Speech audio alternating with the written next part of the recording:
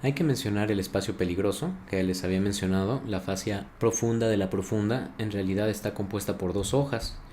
La hoja prevertebral, que le da la vuelta completa a la columna y los músculos, y solamente de nos encontramos después la fascia alar, que va de apófisis vertebral contralateral en la porción anterior. Este espacio que se encuentra entre ambas hojas se le llama peligroso debido a que las infecciones de los espacios parafaringeo, retrofaringeo y vaina carotídea que atraviesan hasta este sitio van a tener un libre paso a todo el mediastino, y por lo tanto infecciones que eran en un inicio cervicales pueden terminar siendo infecciones más diseminadas.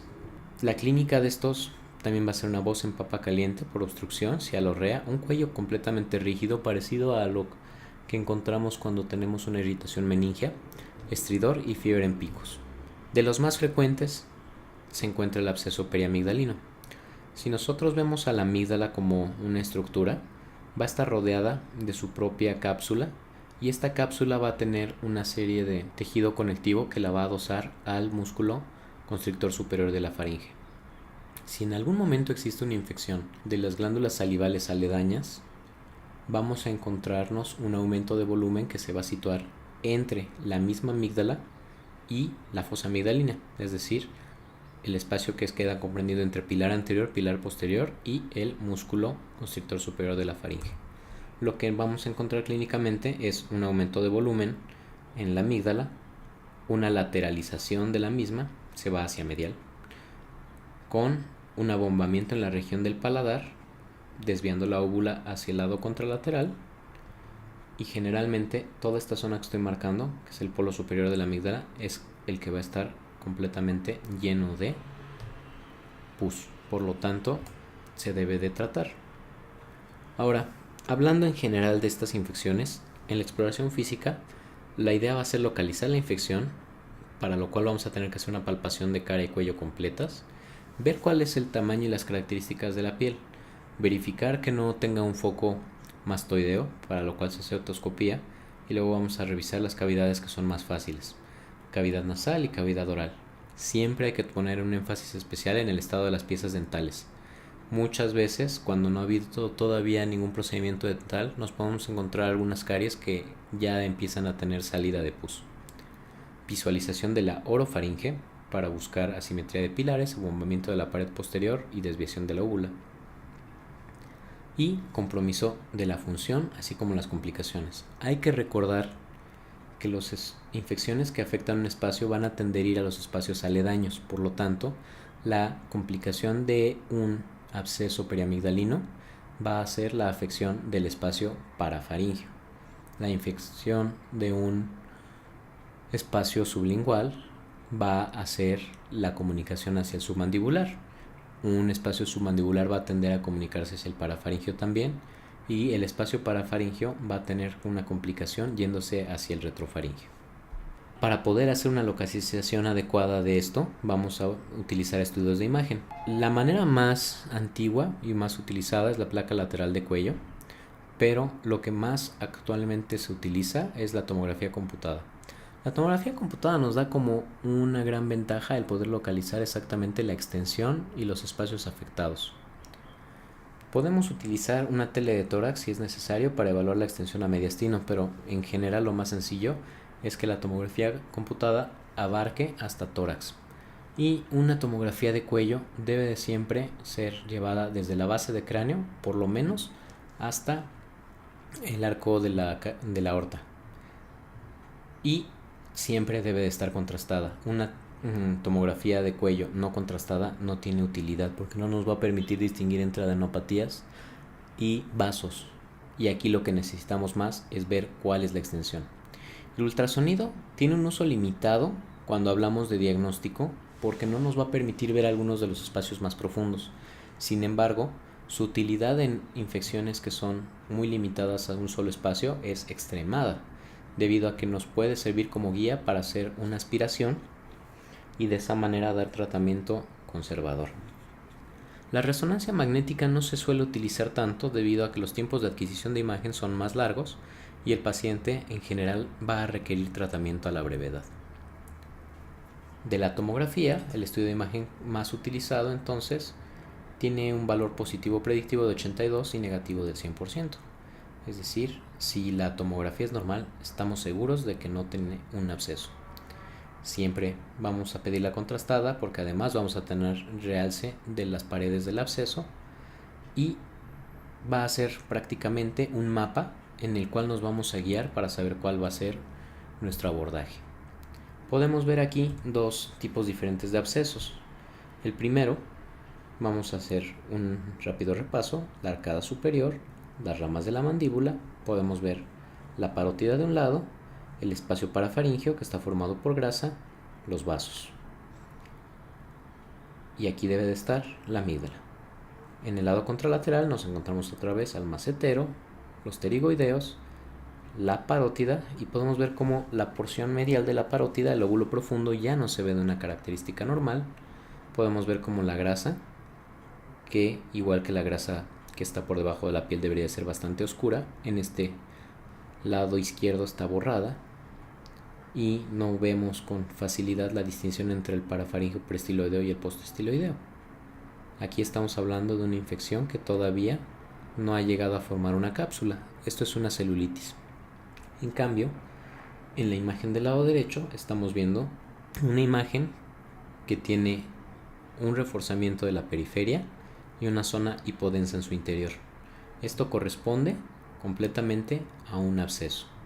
Y podemos ver también cómo se encuentra la amígdala contralateral aumentada de tamaño. Aquí estamos viendo un absceso periamigdalino que, como podemos ver, su extensión inmediata sería hacia el espacio parafaringeo. Dentro del manejo, la vía aérea permeable es prioritaria.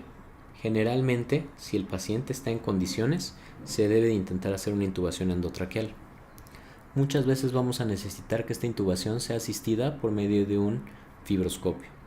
En el caso de las traqueostomías, solamente se utilizan cuando es necesario debido a que la infección, como desplaza la vía aérea o la cavidad oral, no vamos a poder realizarla. Y en muchas ocasiones vamos a tener que tener control metabólico debido a que muchos de estos pacientes van a tener diabetes casi siempre descontrolado.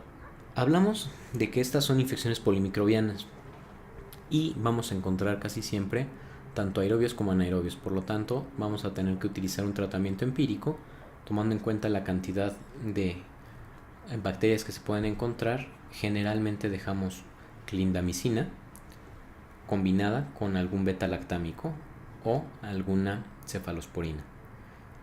Esquemas realmente usados de manera frecuente pueden ser el de ampicilina sulbactam con clindamicina o con metronidazol. Cuando se utilizan monodrogas pueden ser imipenem o meropenem o vancomicina. En pacientes inmunocomprometidos vamos a tener que cambiarlos como cefepime con metronidazol o directamente ir a imipenem, meropenem y piperacilina tazobactam. Generalmente vamos a dar terapia parenteral hasta que el paciente se encuentre afebril durante 48 horas y los antibióticos orales se llegan a utilizar hasta por 2 a 3 semanas. Hincapié en esto: no es lo mismo tratar una celulitis que un absceso. En la celulitis no se ha formado una cápsula y los antibióticos van a llegar de una manera muy adecuada por la inflamación y la hipervascularización que vamos a tener alrededor. Sin embargo, nos vamos a encontrar mismas molestias cuando se forma un absceso, y el absceso, debido a que va a tener una cápsula, va a tener una zona interna en la cual el antibiótico no va a llegar de manera adecuada. Por lo tanto, el drenaje quirúrgico va a ser el adecuado para los abscesos, el tratamiento médico para la celulitis. Y del drenaje quirúrgico vamos a indicarlo cuando no tenemos respuesta al tratamiento con antibióticos después de 72 horas, vemos gas atrapado. Cuando son este tipo de problemas, casi siempre hablamos también de una entidad llamada fascitis necrosante, que es la versión más agresiva de este tipo de infecciones, cuando confirmamos que hay un absceso bien formado o cuando hay compromiso de la vía aérea. Para el drenaje tenemos varias formas. La más tranquila, la más conservadora, es la aspiración por aguja y se utiliza cuando hay abscesos pequeños, y estos pueden ser visualizados y drenados a través de guía ultrasonográfica. Para los otros espacios tenemos dos abordajes: drenajes transorales y drenajes transcervicales. En general se prefieren los transcervicales debido a que nos van a permitir tener un acceso para hacer lavados y que estamos hablando de una zona que no está potencialmente contaminada. Sin embargo, algunos abscesos pueden ser drenados hacia la cavidad oral de manera transoral y también se considera un tratamiento adecuado. En general, por ejemplo, el espacio periamigdalino nos permite hacer un drenaje transoral bastante sencillo. Si el paciente es cooperador, lo único que hacemos es tomar una aguja bastante gruesa, de calibre grueso, con una jeringa de 10 o 20 cc, hacer una punción mientras vamos aspirando, y como los abscesos tienden a ser grandes, en el momento que entremos vamos a tener el drenaje. Esto, si aspiramos la mayor parte del absceso y posteriormente le dejamos al paciente tratamiento con antibióticos por vía oral o IV, vamos a tener una alta tasa de éxito. Si es así, este paciente puede ser seguido de manera ambulatoria todos los días hasta verificar que ese absceso se haya resuelto de manera completa. En el caso de los abscesos que son más profundos, para alcanzar una exposición adecuada, lo que vamos a hacer es una incisión generalmente horizontal en el cuello, a través de la cual vamos a movilizar las estructuras necesarias para llegar a la profundidad. Todos estos pueden tener algunas complicaciones y las más frecuentes son simplemente la extensión a estructuras aledañas. Sin embargo, también existen tres complicaciones que son de temerse. Ya mencioné la fascitis necrosante, en la cual lo que vamos a tener es entrada de bacterias formadoras de gas y necrosis de las capas musculares que están adyacentes a la pus. La mediastinitis, que ocurre cuando la pus va a viajar a través de los espacios que son más largos hasta llegar al mediastino, y vamos a tener afectación del mediastino y en algunas ocasiones también de las cavidades pleurales, y el síndrome de Lemierre. El síndrome de Lemierre es algo bastante raro, que involucra la tromboflebitis de la vena yugular y va a estar causado frecuentemente por Fusobacterium necrophorum, muy asociado, cuando llega a ocurrir, a abscesos periamigdalinos o parafaringeos. Y lo que va a ocurrir es que, como se trombosa completamente la vena yugular, vamos a presentar dolor pleurítico, neumonía, artralgia, endocarditis por paso de estas bacterias, traslocación hacia otras partes del cuerpo. El tratamiento suele ser de antibióticos de 3 a 6 semanas, y si no hay mejoría en los primeros 3 días, habrá que hacer la resección del foco trombótico.